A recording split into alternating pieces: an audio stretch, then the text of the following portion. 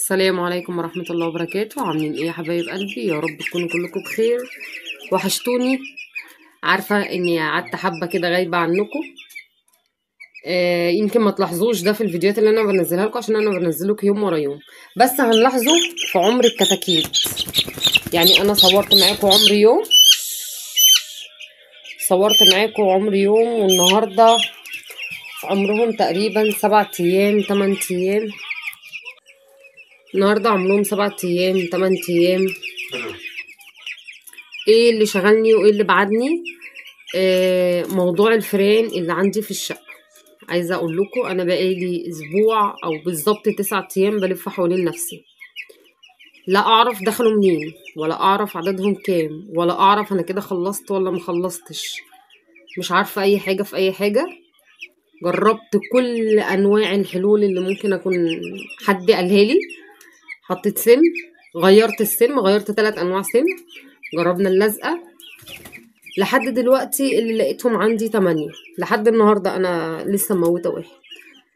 لحد النهاردة اللي لقيتهم عندي 8. الله أعلم في تاني ولا لأ. عايزة أقول لكم شقتي حرفيا كلها كانت مفكوكة. دواليب بسراير، الأنتريه كان فوق السطح، مفيش حاجة كانت في الشقة في مكانها. فطبعا وسط ده كله ولا كنت عارفة أركز ولا كنت عارفة أصور ولا عايزة أقول لكم حتى كنت عارفة أهتم بالكتاكيت. كنت بحط لهم أكلهم وميتهم وخلاص وشكرا على كده. لا عملت خلطات ولا عملت يعني يعتبر بصوا مفيش حاجة فاتتكم. انا كنت بحط لهم شوية الباجي وشوية المية وخلاص شكرا على كده. لسه النهاردة حتى افتكرت ان انا اجيب لهم مضاد سموم. طبعا كان وضعي لا يرثى له. يا رب يا رب يا رب يحفظ بيكم وما يكتبها على حد ابدا ابدا ابدا. معرفش دخلوا منين، معرفش جولي منين، معرفش اصلا. يعني هو كله بيقول لي واحده والده عندك، بس كل اللي احنا لقيناه كل اللي طلعناه كلها احجام صغيره صغيره جدا كمان. ما شفتش كبير خالص، حتى الفضلات بتاعتهم ما شفتش فيها كبير. فالله اعلى الله اعلم. ايه اللي حاصل عندي بالظبط في الشقه. عايزه اقول لكم انا ما بسيبش باب الشقه مفتوح. يمكن الحاجه الوحيده اللي بيعملوها ان هم كانوا بيسيبوا باب البلكونه مفتوح، وانا كان في عندي واحده في البلكونه والده.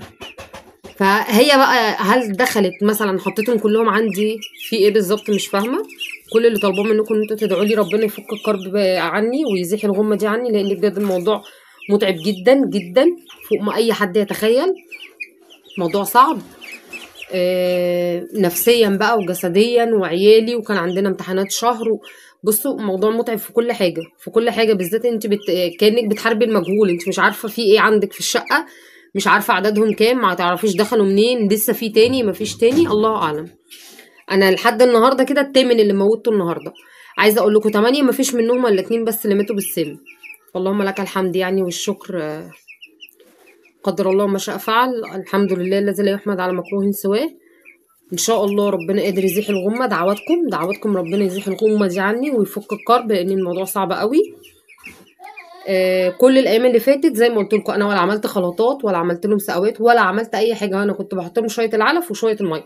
يعني مفيش حاجه فاتتكم بالعربي. انا قايله لكم المقدمه دي كلها عشان تعرفوا ان مفيش حاجه فاتتكم. انا لسه هبتدي اهتم بقى بيهم واشوفهم واعمل خلطات واعمل لهم سقوات، وهنبقى مع بعض يوم بيوم.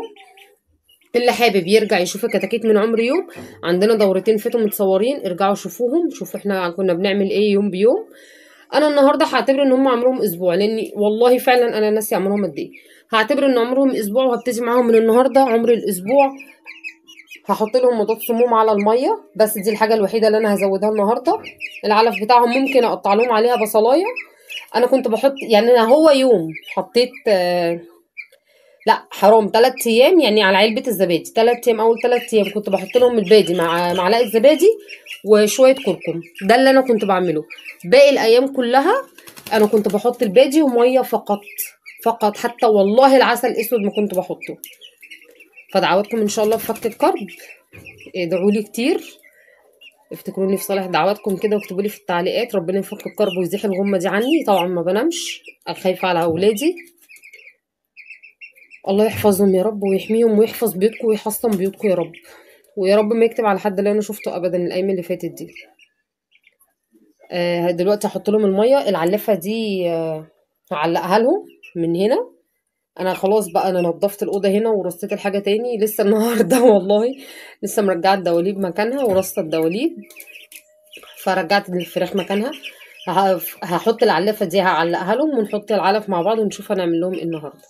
انا على الميه اهي، الميه محضرها لهم، منضفه البرامات ومحضره لهم الميه بتاعتهم. على الميه هحط بس غطا من الازازه دي على كل برام، غطا من مضاد السموم. بص انا هنا على العلف حطيت لهم ايه، قطعت بتاع نص بصلايه كده. وكان التوم ده انا توم بهرسه بحطه في التلاجة، حطيت بتاع يعني ما يذكرش فص او فصين، تمام. هقلبه على الباقي، الباقي حطيته اهو، هحطه برضو على الباقي واحط لهم جوه، عشان اللي مش لسه دي اول مره احطها لهم، فمش عارفه يعرفوا ياكلوا منها ولا لا. هقلب لهم كده البصل في الباقي ونشوف ربنا يستر الحال، عرفوا ياكلوا من دي تمام. انا كده كده هحط لهم جوه، لان طبعا مش كل عددهم هيجي من قدام من هنا.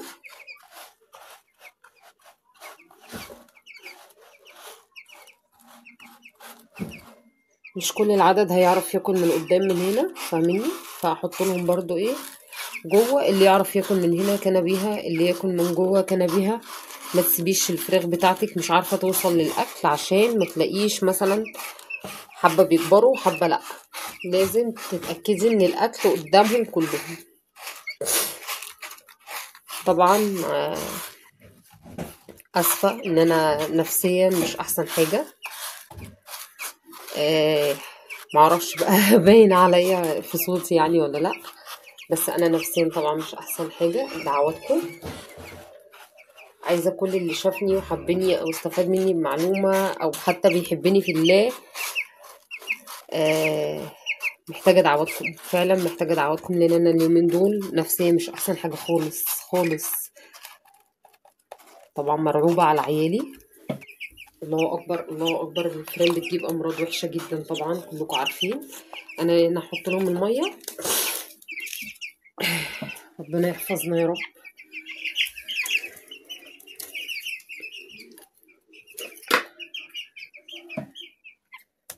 وجودها اصلا في البيت يعني